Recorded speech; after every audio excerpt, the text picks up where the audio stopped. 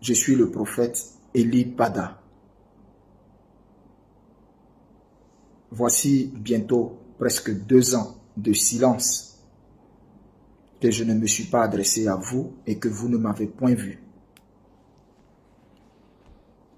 Selon l'ordre du Seigneur qui m'avait été adressé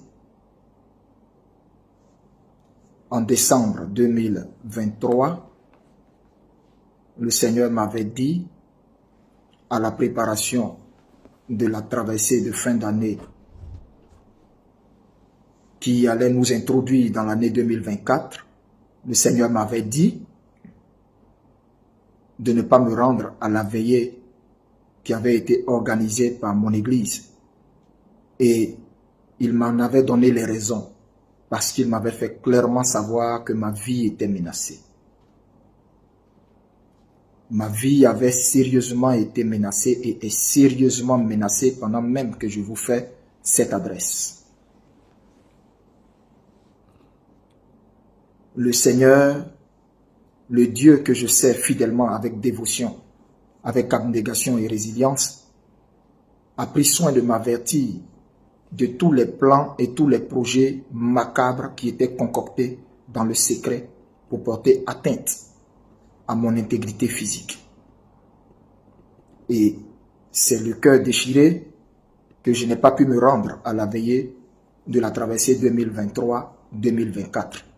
Et sur son ordre, il m'a dit d'aller là où lui, il m'indiquerait et de rester là, de me tenir dans sa présence, de demeurer en prière jusqu'à ce qu'il me dise de ressortir. Jusqu'à ce qu'il m'instruise à nouveau. J'espère que vous vous souvenez de ces paroles. Et frères et sœurs, si je sors ce matin, c'est parce que Dieu m'a demandé maintenant de sortir. Dieu m'a dit, l'heure est grave. Il faut que je sorte et que l'on m'entende. Il faut que je fasse connaître son dessein, sa volonté et son plan. Voici pourquoi vous me voyez devant vous. Je voudrais, avant tout propos, vous dire que je me porte bien, comme vous pouvez le constater. Je n'ai pas cessé de prier.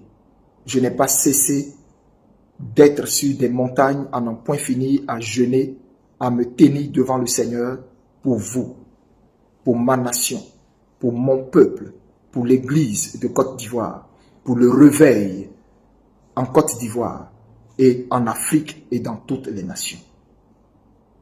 Frères et sœurs, où est-ce que je me trouve en ce moment? Je ne pourrais vous le dire. Pour des besoins sécuritaires, je ne vous ferai point connaître là où je me trouve. Mais sachez, comme vous me voyez, que je vais bien. Dieu a été bon envers moi. Dieu a reconnu que je n'ai été coupable de rien du tout, si ce n'est d'annoncer son plan, sa parole et ses décrets. Et ce faisant, il a usé de fidélité et de bonté envers moi, en épargnant ma vie, en me gardant jusqu'au jour d'aujourd'hui. Je voudrais vous dire, ça n'a pas été facile. Ça n'a pas été facile. Ma vie a été éprouvée comme vous n'avez pas idée. Ça n'a pas été facile. Parce que nul n'est préparé à ce genre de situation dans laquelle je me trouve. Et je n'avais pas du tout imaginé que cela prendrait le temps que ça a pris. Ça a été difficile de me tenir loin de la chair, loin de mon église, loin de ce que je sais faire et de ce que j'aime faire le plus, à savoir prêcher Jésus-Christ. Ça a été un combat. Ça a été un combat. Ça a été des larmes. Ça a été des cris. Ça a été des pleurs. Ça a été des temps devant le Seigneur à demander à Dieu, Seigneur, pourquoi moi? Pourquoi moi? Pourquoi moi? Et la réponse que le Seigneur me donnait était, pourquoi pas toi? Pourquoi pas toi? Je vais vous dire ce matin On ne se choisit pas soi-même. On ne s'appelle pas soi-même. Je n'ai pas fait une lettre de créance pour demander à Dieu de m'appeler à le servir. C'est le Seigneur lui-même, dans sa volonté souveraine, qui m'a appelé à le servir en tant que prophète. Il m'a imposé le sacerdoce de prophète. Je ne savais pas que je serais prophète. Je ne savais pas. Et je n'avais jamais un jour imaginé cela. Non. Vous savez, la Bible dit, l'homme a mis un projet dans son cœur, mais seule la volonté de l'Éternel s'accomplit. Et c'est la volonté de l'Éternel qui a été imposée à moi, qui s'est imposée à moi et qui a fait de moi prophète. Pour vous dire, je ne prophétise contre personne. Je ne parle contre personne. Je ne suis l'ennemi de personne. Je ne suis l'ennemi d'aucune autorité politique. Je ne suis l'ennemi d'aucune nation. Je ne suis l'ennemi de personne. Mais bien au contraire, je suis la voix, le porte-parole, le messager du Seigneur auprès de ma nation, auprès des nations, auprès des peuples, auprès de tous les enfants de Dieu. Épris de Jésus-Christ, épris de paix, épris d'amour, épris de vérité. Ce matin, je voudrais vous dire, mon épreuve, ma persécution, je la supporte, je la bois. Je la supporte, tant bien que mal. Parce qu'elle m'a été imposée par le Seigneur. Simplement à cause de ce que j'ai voulu être un prophète de vérité. M'inscrire dans la vérité.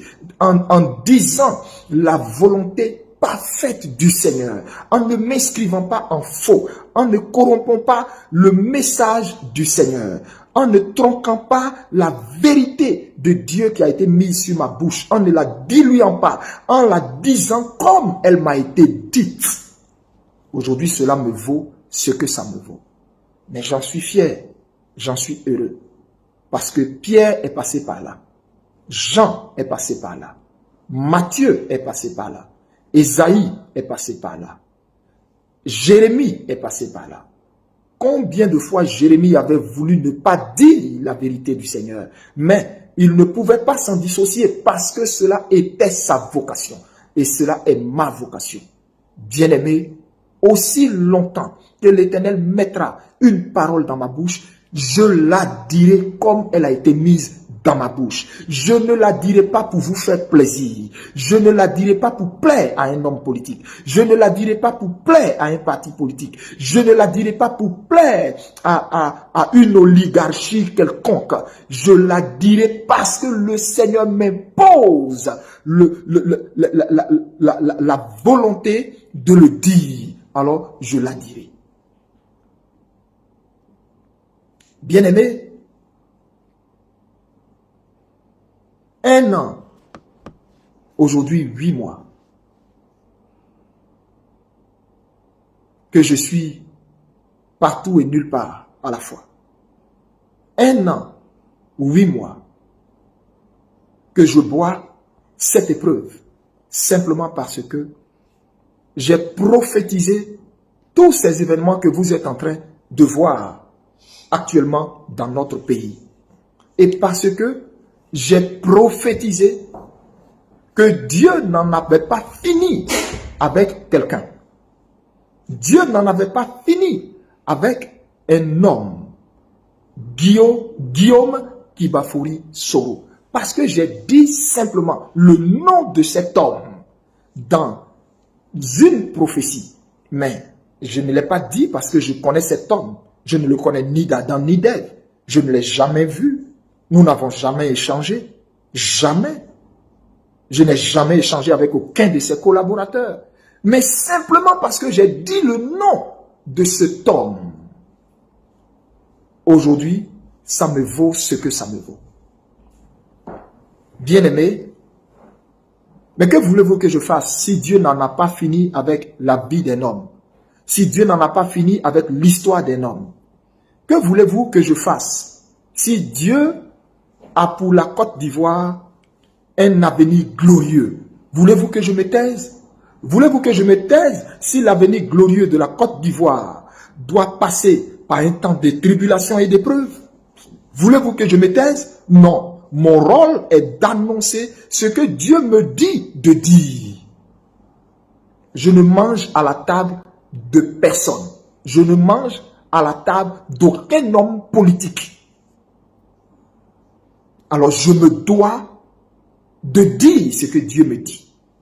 Et un homme de Dieu, c'est celui qui se met du côté de la justice, du côté de la vérité, du côté du peuple, et non du côté des palais, non du côté des oppresseurs du peuple du Seigneur.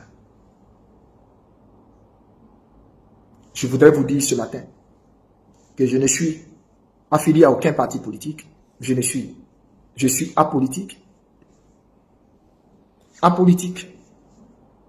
Je n'appartiens qu'à un seul parti.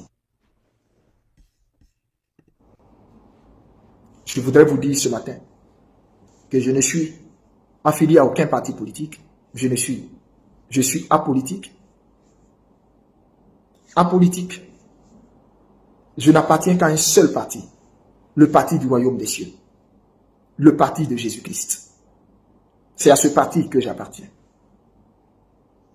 Alors, aussi longtemps que le message du Seigneur viendra à moi, aussi longtemps que Dieu me dira, Élie, Élie, lève-toi et parle, aussi longtemps que Dieu m'ordonnera de dire, peu importe, même si ma vie doit en pâtir, je dirai ce que Dieu m'ordonnera de dire.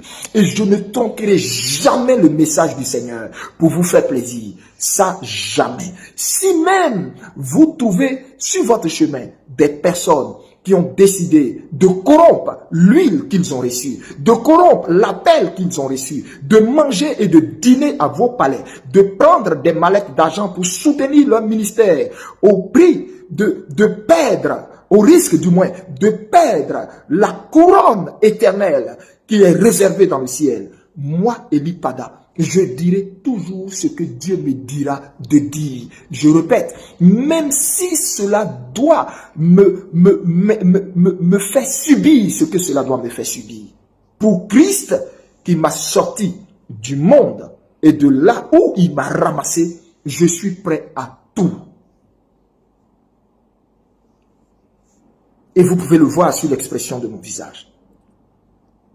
Si vous aviez pensé que le fait de me taire pendant presque 2 ans était une peur, vous vous êtes trompé. Si vous aviez pensé que le fait que vous ne m'avez pas vu pendant 2 ans était l'expression d'une peur, d'un homme terré, d'un homme apeuré, vous vous êtes trompé. C'était un homme qui, après avoir prophétisé, était dans le secret de Dieu, en train de prier et de mener le combat, mais final, parce que j'ai compris par l'Esprit de Dieu que la délivrance de la Côte d'Ivoire est d'abord spirituelle avant d'être physique. Et donc, spirituellement, j'étais dans la présence de Dieu. J'étais devant le Seigneur.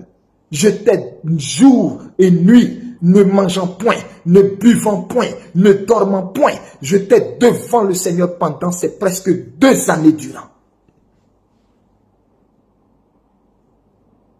Et si vous aviez assimilé cela de la peur, c'est que vous ne connaissez pas mon appel. C'est que vous ne comprenez pas mon appel.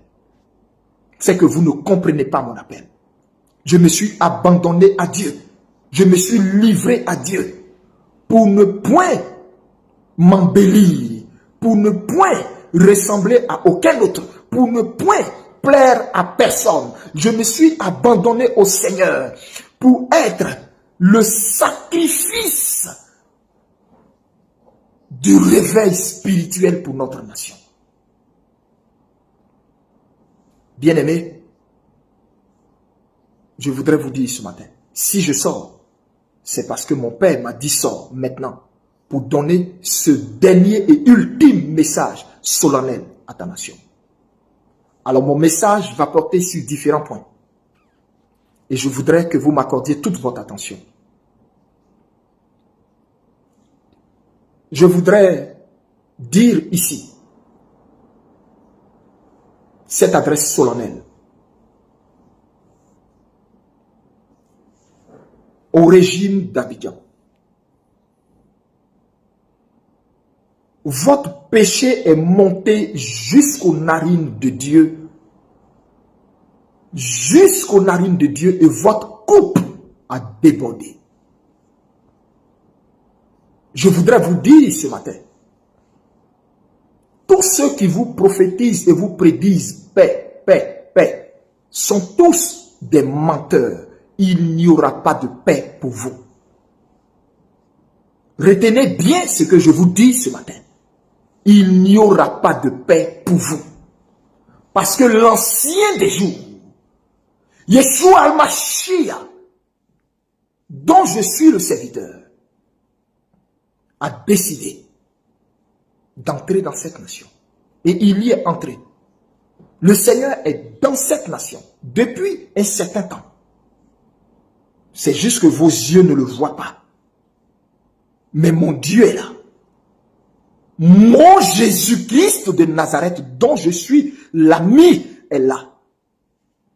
Et je voudrais dire aux Ivoiriens, j'en viens à vous. Mais pour l'heure, je m'adresse d'abord à ce régime.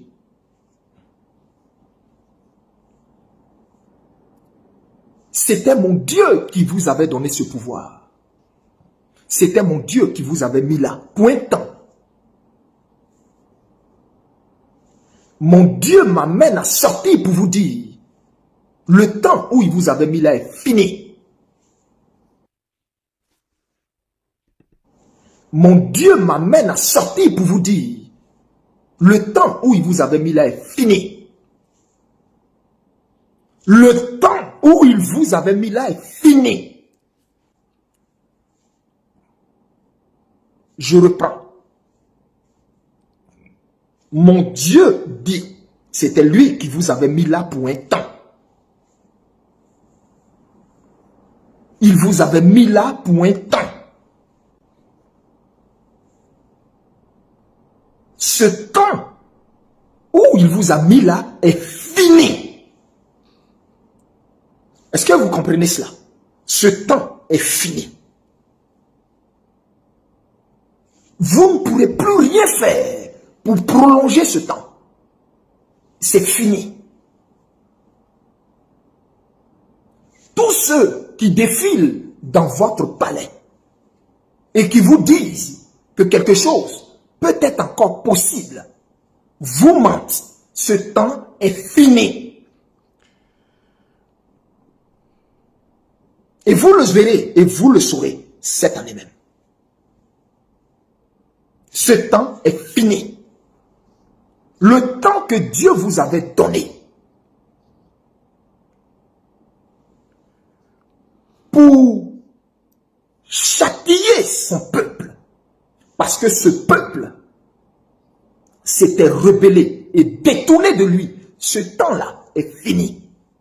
On ne frappe pas indéfiniment l'enfant de quelqu'un à un moment donné, même si vous êtes l'oncle et le père vous dit, comme il a déconné, vas-y, faut le punir. Même quand le père vous dit ça, ça ne veut pas dire que le père est content et d'accord avec votre façon de punir son enfant. Il arrivera un temps où le père va estimer que assez, c'en est assez. Trop, c'est trop. Et vous êtes entré dans la ligne rouge du Seigneur. Et c'est fini. Je répète, c'est fini. Je vous le dis dans les yeux, c'est fini.